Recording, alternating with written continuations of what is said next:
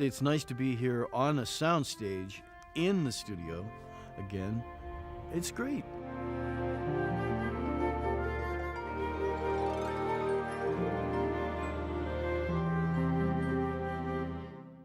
It brings back 40 years of memories. It feels like it was last week.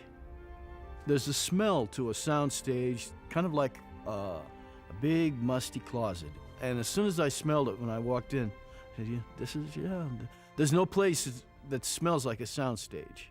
I remember some people who are no longer here that were dear to me. I had some very good friends the time I worked here.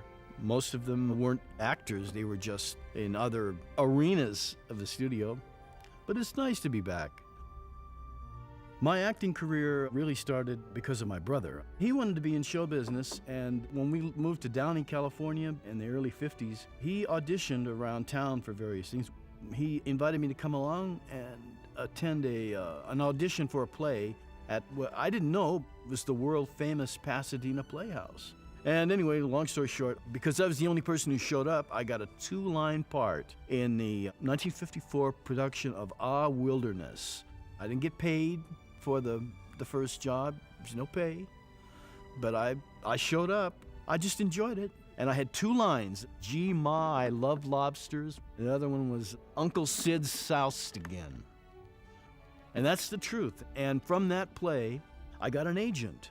It was the same agency that handled, among other people, Laurel and Hardy, Igor Stravinsky, and a dozen other famous people. And they started sending me on interviews, and about 3 months later, I got a little part in a television show. Disney Studios came along in 1956. I'd already done about, I guess, 100 TV shows, 2 movies. It was just another interview. It was for something called The Hardy Boys. I did a test scene with Tim Considine, and I got the part. Studios didn't hire people who weren't good actors. There was no amateur night in Dixie in a Disney film. They paid good money and they got good talent, and so I was lucky. The first time I met Walt Disney was on the set of The Hardy Boys. He just came over and introduced himself. Hi, I'm Walt Disney. Nice to meet you, Tommy. Shook my hand, and it was very nice. I remember reading a short story about him in 7th grade, the year before I became an actor, in school. There was a very good short story in my social studies book about Disney Studios, and I'd seen 20,000 Leagues Under the Sea, so I knew, he was a big producer and studio head. So it was great. He'd smile at you when he'd say hello, a genuine smile. He was rather solemn, soft-spoken. I never saw him raise his voice or shout. He was down to earth. I thought he was a nice person.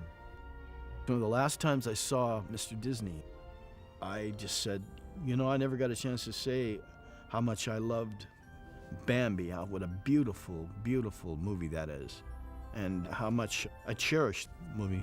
He said, it was a lot of work. And I said, I also liked Peter Pan.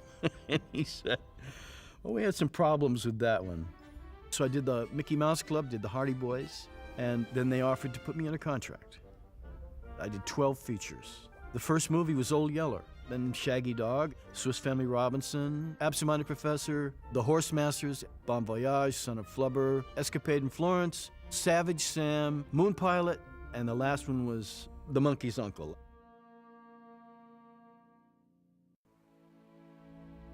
Old Yeller came along, kind of a bolt out of the blue, when they sent me a book written by a Texan named Fred Gibson. And they said, it's going to be a feature, and you're going to do Travis. Robert Stevenson was a very famous Disney studio director. I had never worked with him before. He had me come in and do a read-through. I guess he wanted to hear my accent. They're not big speechifiers on the frontier. Travis, he hadn't been to Harvard. I tried to come up with a reasonably convincing Texas accent, and I kind of stole from my mother, the native Kentuckian. She'd say, I can't do this. I can't. I'll pin him up where he can't get out, and then we'll wait. We can't just shoot him like he was nothing. Don't you understand? So I put that in the reading because I think had I not sounded right, they might have, well, let's try somebody else. It still moves people today. That's why I think Old Yeller is a good movie, because it deals with something every human being has to deal with at some time in their life, which is loss. Oh, my memories of Shaggy Dog, that's all the Bill Walsh era. Shaggy Dog was vintage Bill Walsh.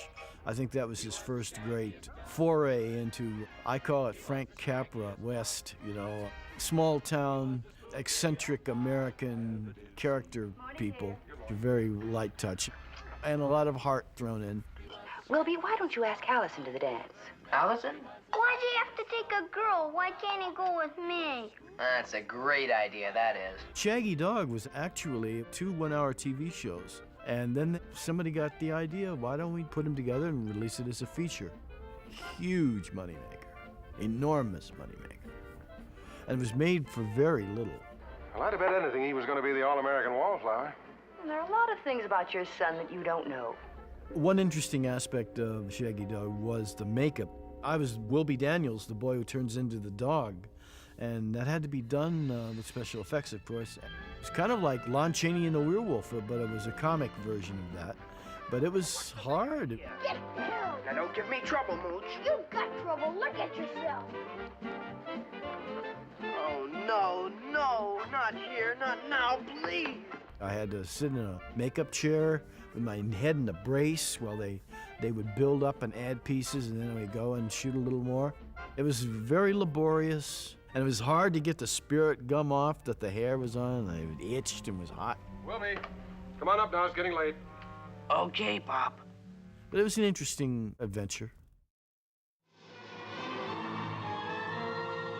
Right after I graduated from high school in 1959, I was told the studio was going to do The Swiss Family Robinson. I had not read the famous book, but I knew about it. They said, go to the State Department, get your passport, get all your shots. You're going to Tobago.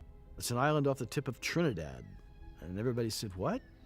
We all arrive on the island, and off we go. 6 months of very arduous shooting.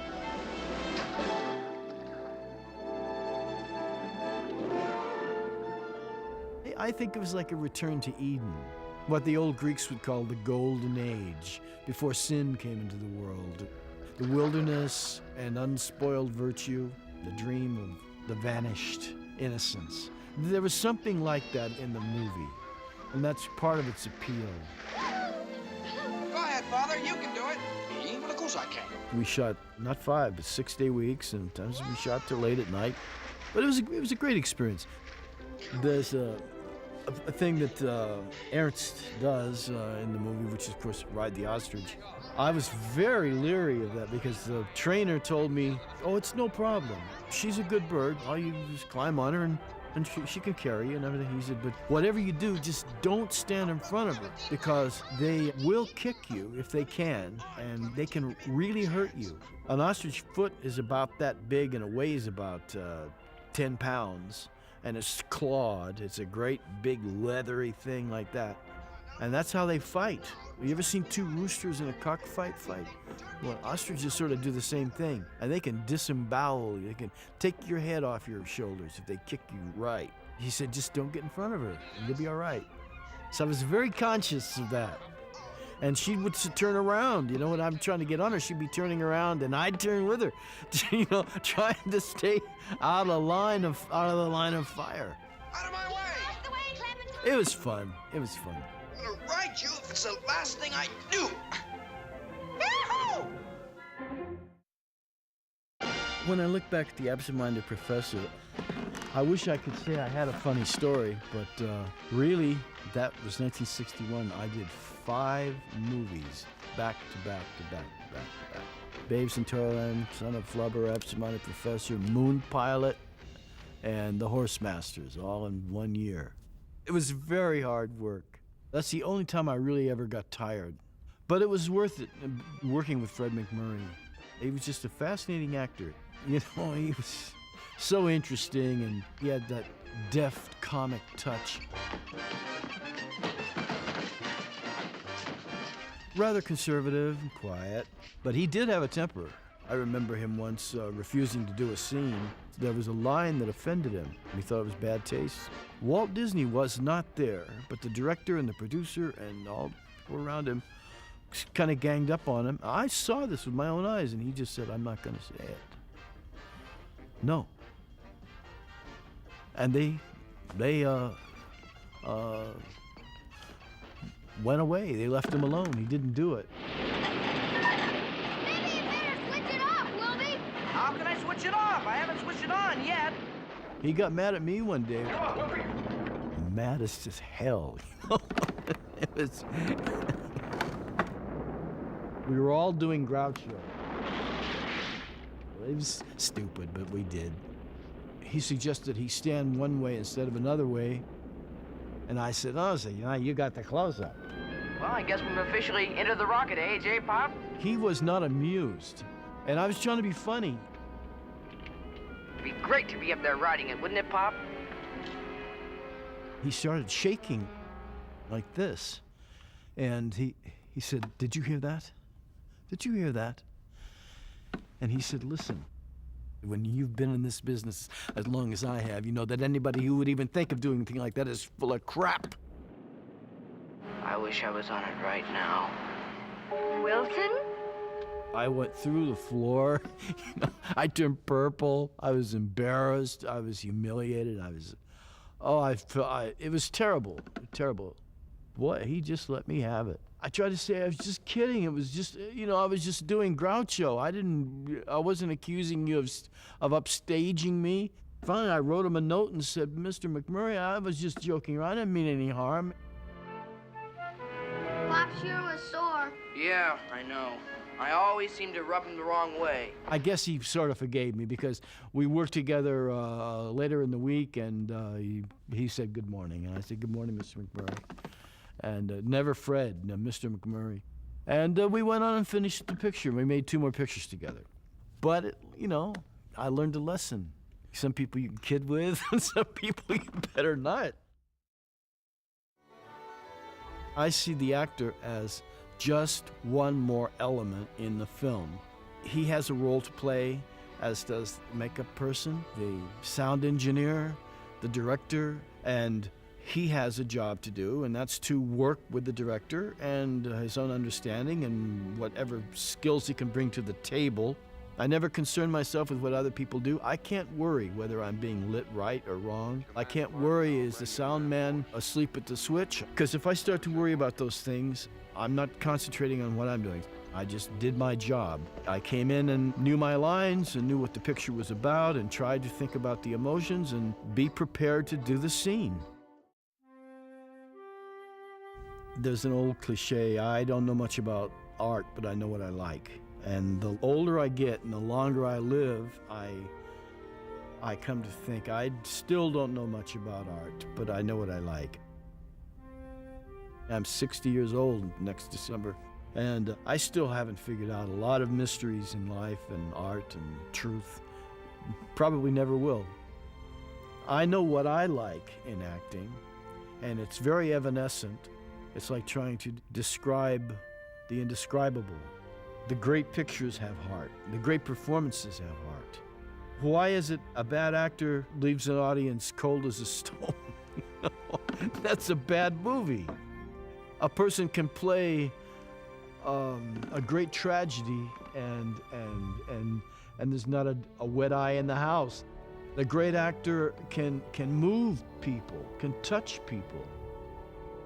As I look back on my experience in years I spent at Walt Disney Studio, I think the high point was when my mother and father told me I had been offered a 7-year contract.